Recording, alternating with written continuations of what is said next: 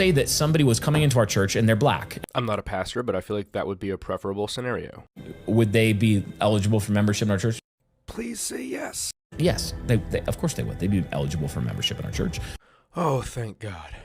I think the video's over now. But would they be permitted to participate in, embody, and practice what I would call black culture generally in our church? Oh, damn. The answer is absolutely not. I'm guessing you're going to elaborate. Why? Because the characteristics that mark black culture as a generalization, in the same way Paul's talking about Cretans on Crete. How long do you think he was waiting to call black people Cretans? They are evil, murderous, violent, bestial people. Bro, you have a dead rodent on your face. They steal, they kill, they destroy. They are sinful to the core. Are we listening to this? They have besetting sins that are like fatherlessness, sexual immorality. They molest children at a high rate. We're going to talk about black people molesting children at a high rate. You're a Christian pastor. All of any criminal statistic that you could look at, almost pretty much without exception, they excel at them. This video goes on for a while, but I'm going to stop there. I just need you to see what kind of things are coming up in this country. That guy that you just saw is this guy, Pastor Brian Sauve. He is the pastor of Refuge Church in Ogden, Utah. And he's a compatriot of this man, Doug Wilson, a pastor in Moscow, Idaho. I say pastor, but it's like a cult situation, you know? And you probably recognize Doug Wilson. You remember Doug Wilson, the pastor that Pete Hegseth platformed a few months ago, who was saying that women shouldn't be able to vote? This is what Christian nationalism is. This is what Christian nationalism wants. These are Christian nationalists. These guys are only going to get louder. They used to be relegated to like little corners of the internet, but they are now getting platformed by the Secretary of War.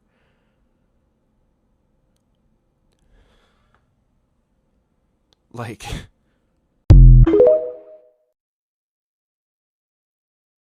Let's say that somebody was coming into our church and they're black, and would they be eligible for membership in our church? Yes, of course they would. They'd be eligible for membership in our church. But would they be permitted to participate in, embody, and practice what I would call black culture generally in our church? The answer is absolutely not. Why? Because the characteristics that mark black culture as a generalization, in the same way Paul's talking about Cretans on Crete, they are evil, murderous, violent, bestial people. They steal, they kill, they destroy, they are sin. And I don't want to hear we took him out of context, because now your little mini Kirks are coming out of the woodwork. I don't want to hear we took him out of context, because he said what he said. Steal, kill, and what? So when someone says that they're black and Christian, because y'all don't like our culture, y'all don't like us as a people, but y'all claim to be Christian, because y'all are love to go pick on the homosexuals, go pick on everybody else who have abortions and all this type of stuff, but you won't deal with your inherent racism. Oh, we can fight every other sin, but let's not talk about the racism. Yeah, okay. These are y'all pastors. But racism is a social construct, and it's not real. Really? Okay. Almost. Let's say that somebody was coming into our church and they're black, and would they be eligible for membership in our church? Yes, of course they would. They'd be eligible for membership in our church. But would they be permitted to participate in, embody, and practice what I would call black culture generally in our church? The answer is absolutely not. Why? Because the characteristics that mark black culture as a generalization, in the same way Paul's talking about Cretans on Crete, they are evil, murderous, violent, bestial people. They steal, they kill, they destroy. They are sinful to the core. Okay, so apparently we're just saying the quiet part out loud now, huh? And there's really no defending it, and the little hope I have left for humanity wants to say nobody would even try. So let's talk about what culture is. Put simply, culture is a set of beliefs and patterns and symbols that basically sum up how a group of people views and interacts with the world. According to this guy, that includes violence and murder and acting like an animal. That's what bestial means. But of course, anybody who's ever interacted with black people or just has a number of working brain cells that's not in the single digits, you know that the majority of black people are just regular citizens. So even though this type of antisocial behavior is definitely a problem in Black communities, it's still something most Black people don't engage in. And if you're going to define a group of people by something that most of them don't do, that's not describing a culture, that's describing a stereotype. And it gets worse, and this is probably going to be long, just fair warning. Because what is a big part of Black culture is, in fact, Christianity. And even though, unfortunately, church attendance across the board is dropping, Black Americans still. What you're about to see is called white deflection. And it gets so diabolical when a preacher, somebody who needs to understand what is humanity, somebody who should be acting as an example, is being used to perpetuate what is called white deflection. White deflection is the act of doing something wrong and you being called out, but after being called out, pretend like it's not you, and you transfer the problem to another person. It means that you have removed the problem out of you, and now you envisioning your problems towards somebody else. That's what we call the deflection. And so trying to understand this concept, and what even makes it much worse is that this is a preacher, this is a person that the world is looking up to. He's trying to describe Black people as people who are in the dark ages, people who are so uncivilized, people who are so uncouth, people that are meant to do wrong things.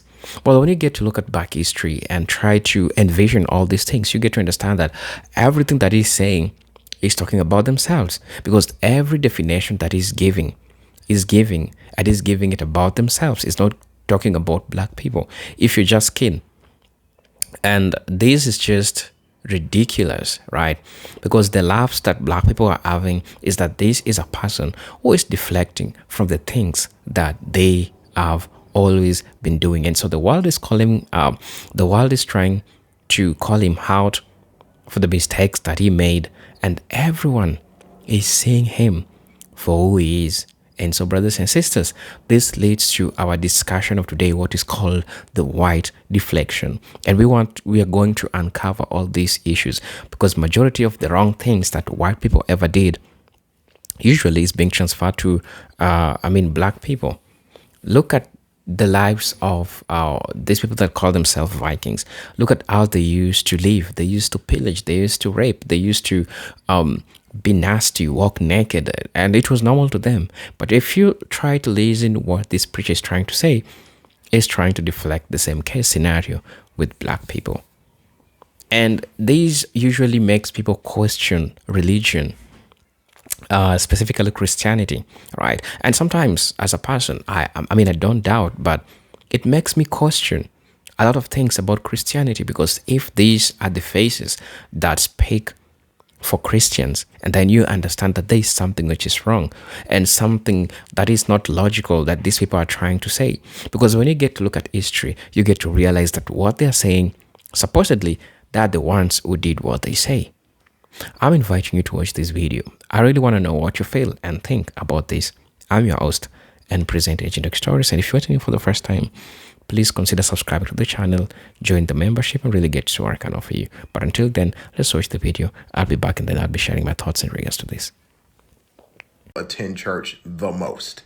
I bring this up because this guy says that if someone wants to attend his church, then they wouldn't be able to practice Black culture, which he thinks is basically gang culture. But the largest group of churchgoers in the country are Black Protestants, meaning that these churches that they're going to, he thinks, are just allowing criminality and murder and violence to run rampant through their churches, which is insane. And by insane, I mean super racist. Either that, or he thinks that the Black people attending these churches, which is a huge part of Black culture, are also renouncing Black culture because they're not violent, murderous criminals running around in churches, which is racist and stupid, which is two ways of saying the same thing. Because this is what I need the excuse makers to realize. When somebody says something like that, they're not talking about Ray Ray selling drugs on the corner. Ray Ray's not going to church. When somebody says stuff like that, he's talking about me. He's talking about my wife. He's talking about my parents who've been married for 35 years. He's talking about my pastor and the entire ministerial team that I serve with and do charity work with. He's talking about all the dudes I work with who just go to work, do their 9 to 5, and are just trying to make it through the day. And I can keep going and going until you realize that once there are so many exceptions to the rule, maybe it's just not a rule. But it's not that big a deal because I wouldn't want to go to that church anyway, because I have a feeling he's leading his congregation straight into the pit. By the way, I kind of feel like this is what people think Charlie Kirk sounded like. That's just an aside.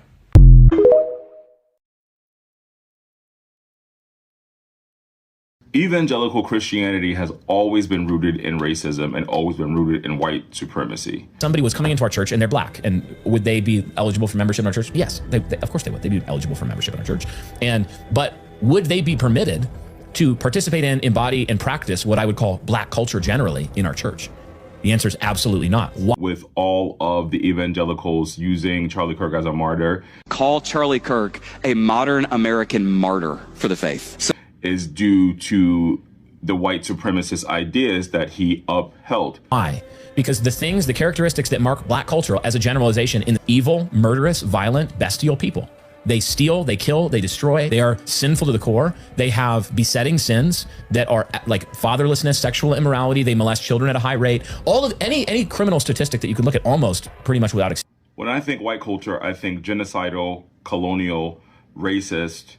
I think mass destruction of nations, culture, places, and things, theft of people's ideas, people's culture, people's things. I think the highest rates of child sexual assault are white men. Bestiality is white men. In family incest are white people. But the list can go on about how you're using statistics incorrectly and just lying and being very racist towards black people while welcoming black people into your white church for white people and want black people to be white. It is insane to me that you can be and say you are a Christian and a man of God and be a pastor. You're a pastor and you're coming online and you're spewing hatred, racism, and just straight up fallacies about black people, all while upholding mass shootings, violent sexual assault, mass theft, destruction. The list goes on of what white culture has done to the world and what white people continuously do to the world. But you want to vilify black people on your platform because you are reaching out to the sentiment of white racist people on the right in this country. Because, like I said, white evangelical Christianity is a form of religious extremism. And that's what's at the forefront and the top of this country. America is a religious extremist country in which white people get to be extremist. And it's just okay. You get to come on and espouse this hate, this hateful message. I want to drive home, guys. This is a pastor. This is a pastor. This is a pastor. So a pastor coming on and not being very Christ-like is not any form of Christianity that's real. These people are in a cult. This is a cult. This is a cult. This is why the Proud Boys, the KKK, all these people come out of this version of Christianity because it's not Christianity. Let's say that somebody was coming into our church and they're black. No, because wait, can we talk about it? Because I came from a church where the pastor was actually my people and would do things that I would put along the lines of the things that he's saying. So we can't get mad at the foolishness that he's saying out of his mouth when we have things going on in our community like pastors that'll try to embarrass our youth in front of a whole church congregation. Don't try to lose me. So we look at videos like this and get outraged at a race of people, but then we overlook our pastor standing behind our back, making our kids stand up at the front of the church apologizing to a congregation for getting pregnant when they don't owe nobody an explanation but God. And so slightly, a lot of these parents allow that because we overlook the microaggression of that pastor trying to embarrass these children, all while judging them just like this man judging our whole race of people. And we take our kids back to that same church. But I'm going to go ahead and mind my business. They are evil, murderous, violent, bestial people. In this instance, I implore you to go back and watch that video. Since everybody loves context, go back and watch the video. I'm encouraging you to go back and watch that entire video and then come back. Don't worry, I'll wait. Oh, you're back. Hi. I'm going to say this one more time. Christianity is a Ponzi scheme. And one of the ways I know that that Ponzi scheme is the biggest Ponzi scheme in the history of time is this. Black Christians and white Christians worship two different Jesuses, or Jesus-I. They worship two different ones. And they have since the goddamn beginning. Since black folks was brought over here in boats, there have been two different Jesuses. The black Jesus is a man of peace. He's the loaves and fishes. He is the Beatitudes. He is the blessed are the meek, for they shall inherit the earth. He is the healing of the lepers. He is the sheltering those who are in need. He is the flipping over of the coin table in the temple. He is that Jesus. The other thing that Jesus is, docile. Not very confrontational. White Jesus, on the other hand, is this one. Warrior Jesus. Looks like Kenny Loggins on steroids. He's the pure alpha Ubermensch. That's their Jesus. Swinging a sword, killing his enemies. In the book of Revelations, this is the Jesus supposed to come back for the Jews. That ain't me saying anything wrong. That's in the book. That's in the book. This Jesus believes in supply side economics. Feed the poor, they better get up there and pull themselves up by their sandal straps. Heal the sick. I'm not healing you. That's a pre-existing condition. This Jesus is the one that screamed at Gorbachev to tear down that wall. This is the Jesus they think is coming back. This one. Which is completely opposite of the Jesus that black folks were taught and we were raised up with. Because that Jesus is docile. This Jesus is a warrior. He puts on the armor of Christ and all that warrior talk. This is the Jesus they were looking for. This one right here. The meek better bless themselves because we're taking them out. This Jesus would forgive the funny mustache man. Because, you know, in the last moments, he believed in warrior Jesus. This Jesus is about anger, vengeance, violence, and retribution, which is all a part of the Ponzi scheme that is religion. And don't get me wrong, a lot of people are going to say, well, what about Islam and Judaism, which are the other two branches of the Abrahamic religions? Same thing, fam. Same thing. Same thing. To some Muslims, Allah is a comfort. He is a guide. He speaks to them. He tells them the right way to do things. And in return, they give him submission to the will. To others, he is vengeance, violence, and retribution. The same God, the Jews go through that same shit. Same shit. It's all a Ponzi scheme. Because if you can bisect your God, is he really a God or is he a figment of your fucking imagination? In order for me to truly get into the heart of religious people, I worship the Kryptonian god of the sun, Ra, R-A-O, Ra, right? And Ra sits in the sky. Every morning I can go out and see him. When it's cloudy, Ra is still there. When it's sunny and hot, Ra is there. Now, as a practicing Raoist, all I got to do is read the book of Ra and just live it. But you know what I try to do? I try to live more like the Christ that black folks have always worshiped. Even if I don't really believe in any of it, I still try to live my life by the golden rule. Do unto others as you would have them do unto you.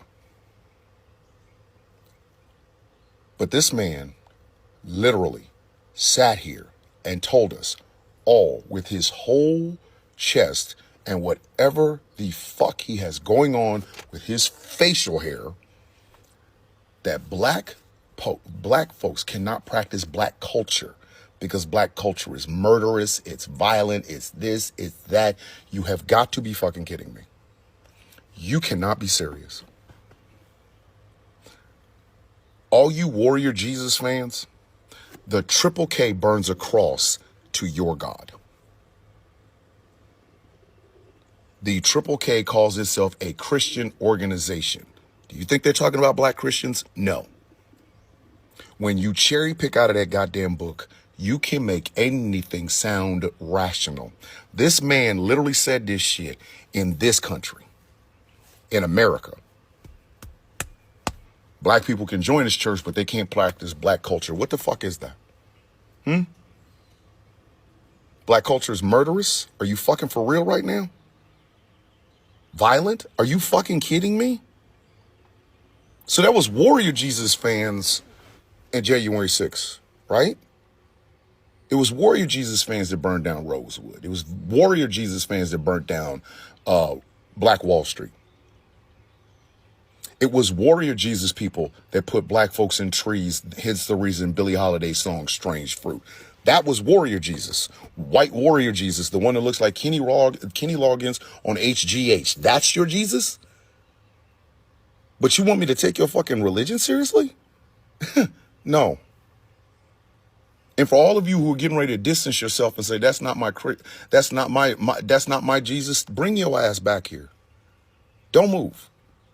Because had y'all been straight about this shit since day one, we wouldn't be having shit like this. I put the onus for the way Christians are viewed in America on Christians. Y'all think y'all are persecuted for your faith? No. We are you are not liked, not even persecuted. You are not liked because y'all cannot keep that shit to your life. You have to put it in everybody else's life. Hence the reason Warrior Jesus appeals to you. And for you to try to distance yourself from that shit, you know people like this. Have you called them out? Nope. I literally just got off of a fucking Zoom meeting with the head, the heads of Ghost Law Productions Radio, one of which is a pastor. And I talked to her about this. Y'all think Charlie Kirk is sitting in the bosom of Warrior Jesus. That helps you ignore all the shit that he said. So mind you, he supposedly was a good Christian who thought black women had lower brain capacity and could not understand things like white women. That's some Warrior Jesus shit. But not my Christianity? Fuck you. It absolutely is. In for a penny, in for a goddamn pound. You want the docile, peaceful Jesus over here. So that Warrior Jesus can walk around saying all this bullshit and you can feel good because you can go, well, that's not my God. It's not my Jesus. Instead of looking that person in the face and say, what happened to the Prince of Peace? What happened to him? The King of Kings, the Lord of Lords. What happened to the Prince of Peace? What happened? Oh, that's right. You wanted the Christianity that was practiced by the funny mustache man and his crew. And then you stand up in front of the church and call them blasphemers. Are you afraid to do that? This goes for any person who is really strong in their religious faith. If you are not calling out the bad characters within those faiths, don't talk to me about you being different. Because as an atheist, a person who sits on the outside of all of this, a Roweist, if you will, I don't see the goddamn difference. I don't.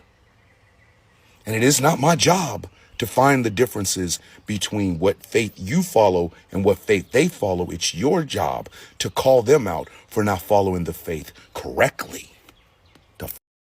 Yeah, I've thought about this thing myself, and that's why I stopped even showing the video like a minute into what he was saying.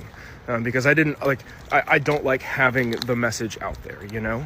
For these guys, there is literally no such thing as bad press. They thrive on bad press. It's the thing that they want more than anything in the world, because bad press means potentially curious bad actors, and then those potentially curious bad actors can click through and come see what they're about and join their cause and blah blah.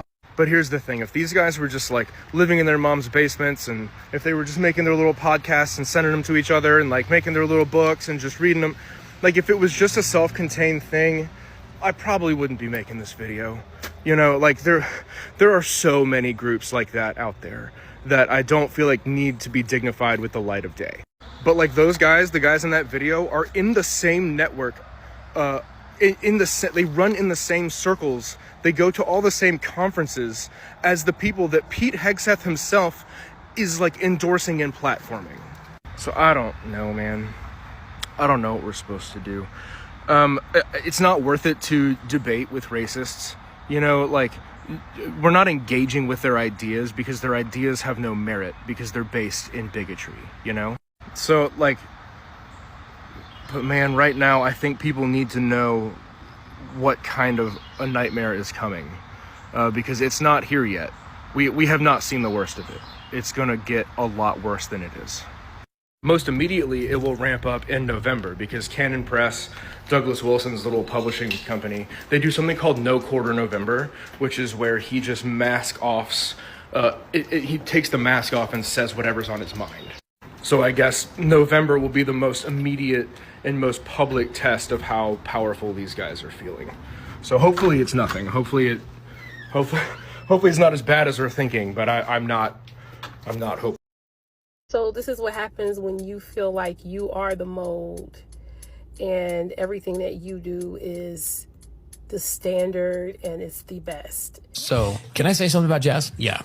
There's some really great jazz music out there. Some really great, absolute creative, musically brilliant jazz music. But there's also a thread in jazz music that is deconstructive and leftist to the core.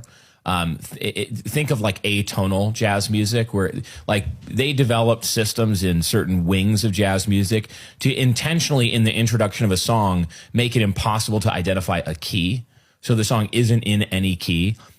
Most people would listen to it and it would just sound like noise. It would sound absolutely terrible, right?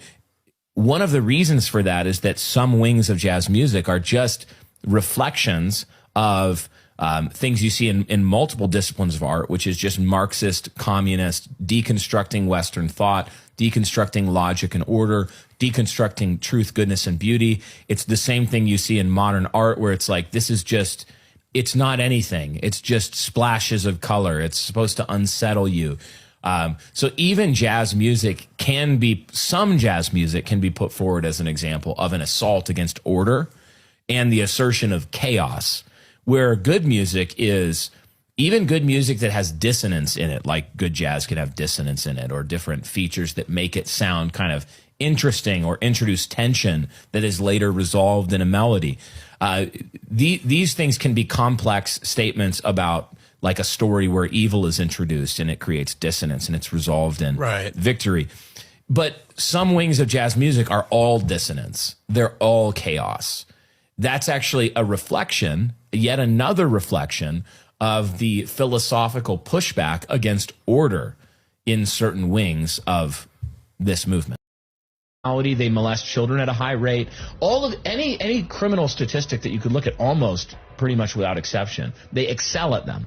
Black culture. And it's even interesting. I mentioned it before, but like the black guy on TikTok, he was saying, he's like, y'all crazy. Like, you're talking about this person like it's mental health. He said, that ain't no mental health. That's a demon. Yeah. So, I mean, a lot of people. Hello, everybody. How are you doing? I'm hoping that you're doing great. Let's just be serious for a while, because all this person is trying to say is a joke. And it really, I mean, it's not a good picture to Christianity. And because when you try to look at the role of religion in making people be enslaved, people are enslaved in the name of God. And this is what this preacher is trying to say. What I like about it is that we have, again, white people and black people who are calling him out and talking about this, because wrong is wrong. There's no way a wrong will never be right. Wrong is wrong, and that's how the society works, and that's how it's supposed to be. really a lot of wrong things that he has discussed in the video that makes us talk about. But what stands out is that he's trying to deflect everything. When we get to look throughout the history, what they've done and what black people have done, like comparatively, what he was trying to say, it was just a juxtaposition. He flipped it with what they did. And so it makes you understand how sometimes confronting the truth for some people is not easy. They'll always try to find a way of not making themselves look like bad people, but make you look like bad people. It's called flipping the script, and that's what they're good at. It's called white deflection. That's what they're good at. And when we have people that understands all this logic, people who talk about all these issues, then we get to realize that they're the problem and it's not black people. And so I'm here to share with you what people also said about this, because at the end of the day, I believe that it's really important for us to always share the third person perspective in regards to this. Majority of people are touched. Majority of people are so angered by this because what he was trying to say, he was just trying to deflect from the truth, right? And so that's somebody saying that that man is the perfect example of why white people should never open their mouths. Rape, robbing, stealing, lynching, medical racism, all systemic racism, racist policies, arming the young, and how every day one of them are committing mass shootings. But you want to talk about black people. I'll be so glad when the Most High shuts all their mouths for good. Yeah, you get to understand that it's deep and it's even more than something physical that we can see. There's a problem in the white community. Well, don't take me wrong. Not all white people are bad people. Honestly, I've seen, I've talked to, I've interacted with good, logical, reasoning white people. And you can see this white person who is also trying to counteract what this person was saying. And so we have good white people out there. But I'm talking about this group of people. They are always trying to deflect from the truth. This preacher is a perfect example of what we're talking about. Sometimes back, there's a video that I covered about him. He was also saying something crazy about black people. He's always saying something crazy about black people. And so all you can see and all he wants to preach to the people, it's a lie. It's a deflection. That's what he's always trying to preach to people. Somebody said that just because that pastor spewed that particular rhetoric does not make it true just because he's learned into it. It just means that he likes to spew hateful nonsense about people he never knew. What he says is not statements of facts. It's just foolishness. Well, that is true. Somebody said that have any white pastor responded to this man, or are they staying silent because they agree with him, or they're afraid men like him will come and to harm? I don't know. I think that there have been cases of, and I think we've heard these cases, there has been cases of people who are trying to call out their own people, like white people calling out white people. Some of them have been attacked. Some of them have been, sabotaged. A lot of things have happened to them. And so you understand that it's not easier for you to see a white person come out and talk about all these things. But we have courageous people, courageous white people that know that wrong is wrong and right is right. And there's no way wrong will be right. And there's no way right will be wrong. And they call these things out in broad daylight, right? Somebody's saying that he's a CIA. He is rage baiting. Pay no attention. Notice that they are just talking about black people and nothing is happening to their channels because they want to see. They want you to see this and get upset and take the street. I'm glad that I'm seeing my people rest and don't pay these demons any mind. Somebody said that. Somebody also said that this read to me desperation. Black people are not reacting, so they are going ball deep with this one. Once again, my people, we don't care LOL. So, who is going on a fantastic vacation? This is clearly rage bait. CIA prop. In all is useless glory, my people, this is none of our business. I think that's right. When people start saying the reality, people start talking about all these issues, because at the end of the day, we need to find a space where people can be called out for the wrong things that they do. And for those who are choosing not to react to this, well and good. For those who are deciding to call all these atrocities out, still well and good. Depends on where you stand on. Somebody is saying that short-term selective memory is mental. Folks forgotten the atrocities of the Inquisitions Christianity forced upon the world by the way of beheading, torture, burning at the stake, and the killing entire family. All in the name of their God. We are witnessing the resurgence of those same people that, given the opportunity, they will do the same today. It's crazy that this will still happen today.